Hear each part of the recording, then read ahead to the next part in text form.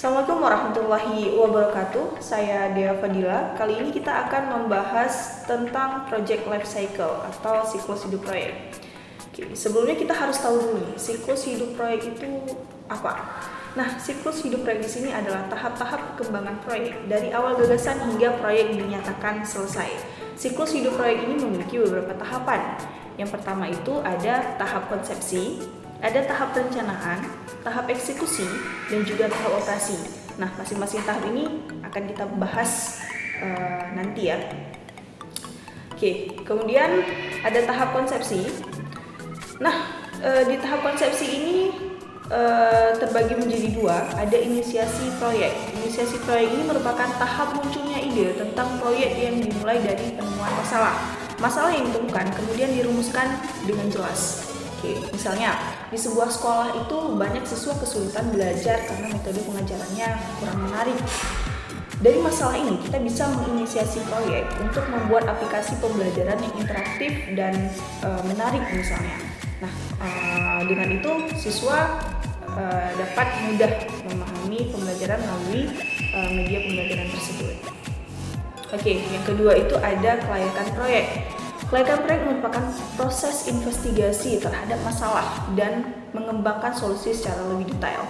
Melihat sejauh mana solusi memberikan manfaat yang lebih besar dari pengorbanan atau biaya. Misalnya, sebelum membuat aplikasi pembelajaran interaktif tadi, kita harus menghitung apakah biaya untuk membuat aplikasi ini sebanding dengan manfaat yang akan didapat, seperti meningkatnya pemahaman siswa dan kepuasan guru. Kemudian jika manfaatnya lebih besar daripada biayanya, maka proyek ini layak dilakukan.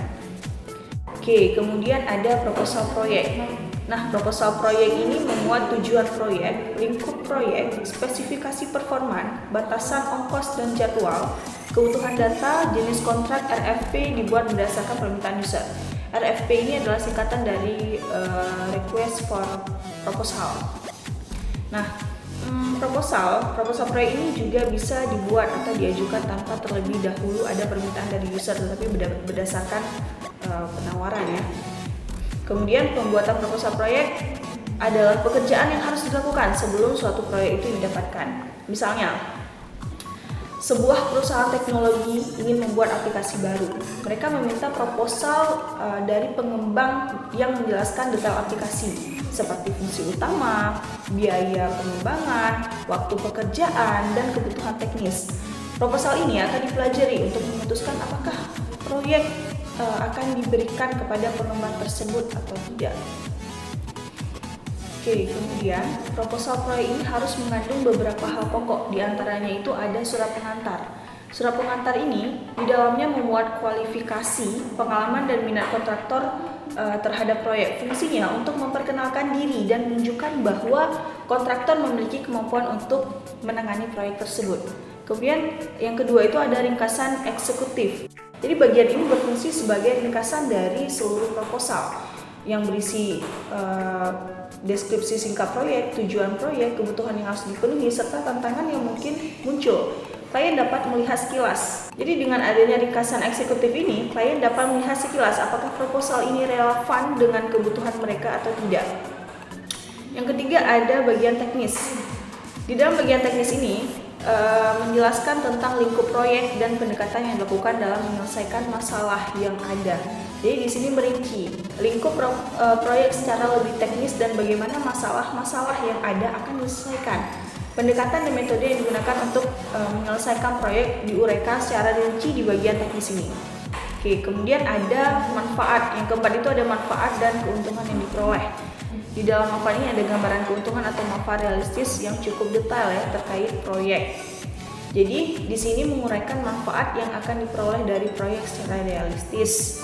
Ini bisa mencakup efisiensi peningkatan kinerja atau keuntungan finansial dan non-finansial yang bisa diharapkan dari proyek tersebut. Yang kelima ada jadwal, schedule penyelesaian proyek.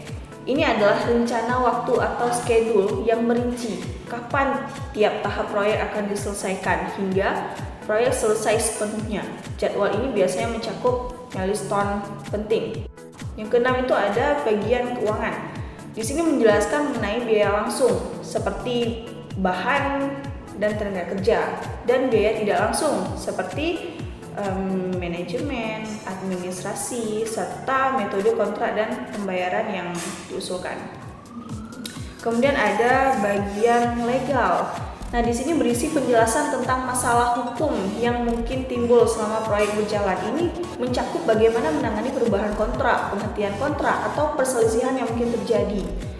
Yang kedelapan itu ada kualifikasi manajemen. Di dalam kualifikasi manajemen ini, di situ kita menguraikan kualifikasi dan latar belakang tim manajemen kontraktor, termasuk pengalaman mereka dalam proyek-proyek serupa, menyajikan key personel yang terlibat dalam proyek serta situasi keuangan kontraktor. Oke, setelah ada proposal, kita melakukan pemilihan proposal proyek. Jadi proposal yang masuk akan dievaluasi untuk penyeleksian. Ada 2 tahapan untuk menyeleksi proposal-proposal ini. Yang pertama itu melalui tahap evaluasi administratif, dan yang kedua evaluasi isi proposal proyek. Nah, di dalam evaluasi administratif, kita menentukan apakah proposal proyek telah memenuhi ketentuan administratif yang disyaratkan, misalnya aspek hukum, bidang pekerjaan, dan aspek finansial. Jadi tahap ini berfokus pada aspek formal dan legal dari proposal. Yang kedua itu pada evaluasi isi proposal proyek.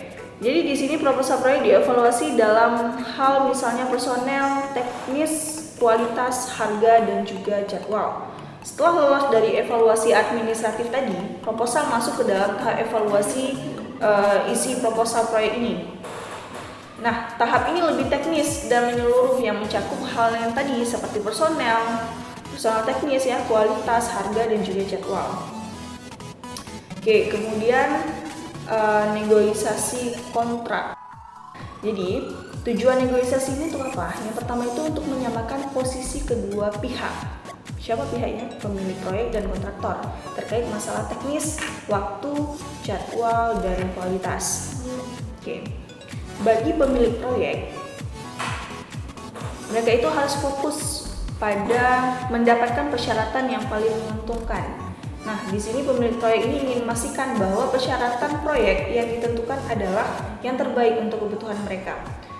Ini mencakup kualitas hasil, keandalan, ketepatan waktu, dan biaya yang sesuai dengan anggaran. Mereka ingin mendapatkan hasil maksimal dari investasi yang mereka lakukan, yang mereka keluarkan.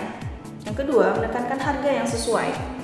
Proyek akan berusaha mendapatkan penawaran yang sesuai dengan nilai proyek tanpa harus membayar lebih dari yang diperlukan. Mereka ingin memastikan bahwa harga yang ditawarkan oleh kontraktor mencerminkan kualitas yang diharapkan dan sesuai dengan skala pekerjaan. Kemudian yang ketiga itu menghindari persyaratan yang meningkat. Pemilik proyek akan menghindari persyaratan atau permintaan tambahan yang dapat meningkatkan biaya atau memperpanjang durasi proyek.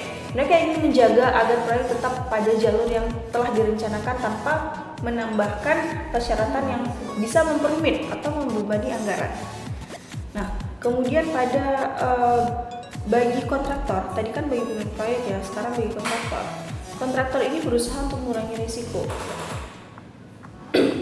Untuk meminimalkan risiko yang mungkin terjadi selama pelaksanaan proyek baik dari sisi finansial, waktu maupun operasional. Risiko-risiko ini dapat meliputi perubahan dalam spesifikasi proyek, keterlambatan pengiriman, atau peningkatan biaya tak terduga. Mereka akan mengelola risiko dengan hati-hati agar tidak menimbulkan kerugian bagi mereka. Oke, yang kedua, kontraktor ini akan menekan biaya dengan mengusulkan beberapa penyimpangan dari persyaratan. Nah, untuk tetap kompetitif dan menjaga margin keuntungan, kontraktor mungkin akan mengusulkan penyimpangan dari spesifikasi atau persyaratan awal jika hal tersebut dapat menekan biaya tanpa mengorbankan kualitas atau hasil akhir. Misalnya, mereka mungkin menawarkan penggunaan bahan alternatif yang lebih murah atau pekerjaan kerja yang lebih efisien. Oke, tahap perencanaan pada siklus hidup proyek akan meliputi sejumlah kegiatan. Yang pertama itu penyiapan rencana proyek secara detail. Untuk menyiapkan rencana secara detail, ada beberapa list yang harus kita penuhi. Yang pertama itu jadwal pekerjaan, anggaran dan sistem pengendalian biaya, work breakdown struktur secara rinci, bagian yang beresiko tinggi, serta rencana antisipatif untuk mengatasi masalah yang terjadi. Jadi ketika kita sudah tahu awalnya sepertinya bakalan ada masalah ini untuk kedepannya, jadi di situ juga ada rencana untuk menyelesaikan masalah-masalah yang akan terjadi ke depannya. Kemudian ada rencana sumber daya manusia dan penggunaannya. Ini adalah rencana untuk mengelola tenaga kerja yang terlibat di dalam proyek. Rencana ini mencakup siapa yang akan dilibatkan, apa peran mereka, bagaimana mereka akan dikelola, serta bagaimana keterampilan dan tenaga kerja yang diperlukan akan digunakan secara efektif. Ini juga mencakup penjadwalan sumber daya manusia, pelatihan jika diperlukan, serta pengaturan tugas-tugas spesifik untuk setiap individu atau tim. Selanjutnya ada rencana pengujian hasil proyek. Rencana ini menguraikan bagaimana hasil akhir dari proyek akan diuji untuk memastikan bahwa semua persyaratan dan tujuan proyek telah dipenuhi. Pengujian ini dapat mencakup pengujian teknis, pengujian kualitas, serta memastikan bahwa hasil proyek bekerja dengan baik sesuai standar yang diharapkan. Selanjutnya ada rencana dokumentasi. Rencana dokumentasi di bagian ini itu menjelaskan bagaimana dokumentasi proyek akan dikelola selama dan setelah proyek berjalan. Dokumentasi bisa meliputi dokumen desain, laporan kemajuan, dokumen teknis, manual pengguna, dan laporan akhir. Tujuannya apa? Tujuannya untuk memastikan bahwa semua informasi yang relevan disimpan dengan baik dan dapat diakses oleh semua pihak yang memerlukannya. Oke, selanjutnya ada rencana peninjauan pekerjaan. Nah, di dalam ini adalah rencana untuk melakukan peninjauan berkala terhadap pekerjaan yang sedang berlangsung. Peninjauan ini bertujuan untuk memastikan bahwa proyek berjalan sesuai rencana, baik dari segi waktu, anggaran maupun kualitas. Jika ada masalah atau hambatan yang muncul, ya, rencana ini memastikan bahwa tindakan korektif dapat diambil tepat waktu. Kemudian ada rencana pelaksanaan hasil proyek. Nah, rencana ini menguraikan bagaimana hasil akhir dari proyek akan diterapkan atau dilaksanakan. Ini bisa melibatkan transisi hasil proyek ke pengguna akhir atau klien, pelatihan pengguna, serta langkah-langkah untuk memastikan keberlanjutan operasional atau pemeliharaan setelah proyek itu berhasil atau proyek itu selesai. Nah, yang kedua itu penentuan spesifikasi proyek secara rinci. Ada spesifikasi kebutuhan user, ini terbagi dua, spesifikasi kebutuhan user, di mana mereka menentukan apakah hasil proyek dapat diterima atau tidak. Nah, ini adalah kebutuhan atau harapan pengguna akhir atau klien, stakeholder, segala macam terhadap proyek ini. Tujuannya adalah untuk memastikan bahwa hasil akhir proyek memenuhi ekspektasi mereka. Dengan kata lain, spesifikasi ini menekankan kriteria penerimaan proyek berhasil atau tidak.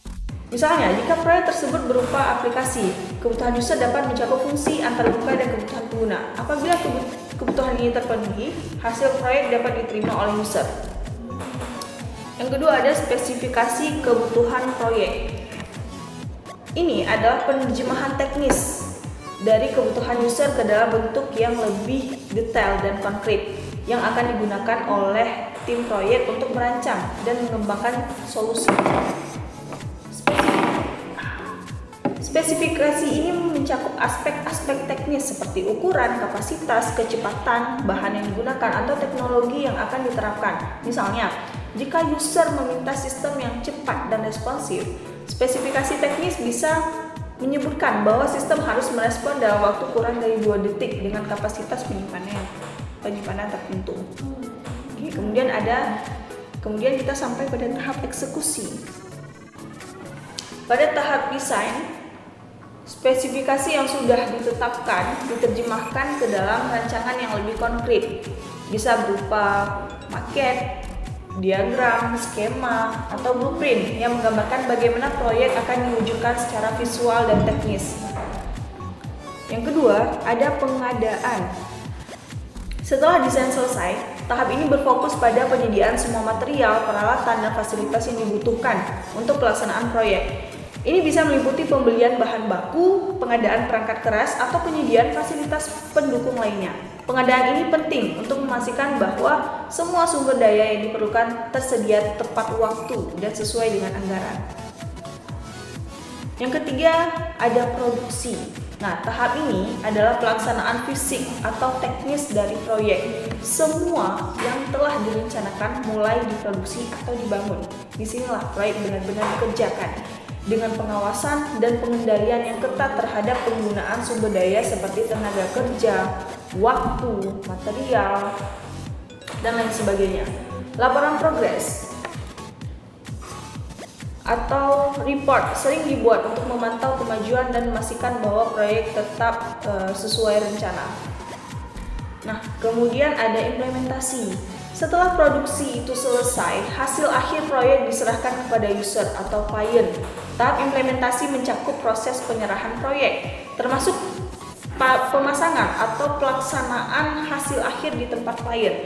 Selain itu, seringkali ada pelatihan untuk user agar mereka dapat menggunakan hasil proyek dengan efektif. Misalnya, jika proyek tersebut berupa software, tim proyek akan melakukan instalasi dan memberikan pelatihan kepada user untuk memastikan mereka memahami cara menggunakannya. Oke, kemudian kita sampai pada tahap akhir ya, yaitu tahap operasi. Pada tahap ini proyek dianggap selesai, keterlibatan kontraktor dianggap telah selesai dan user mulai mengoperasikan hasil proyek tersebut. Oke, mungkin sampai di sini materi kali ini. Cantik juga ini ya. Saya ucapkan terima kasih. Assalamualaikum warahmatullahi wabarakatuh.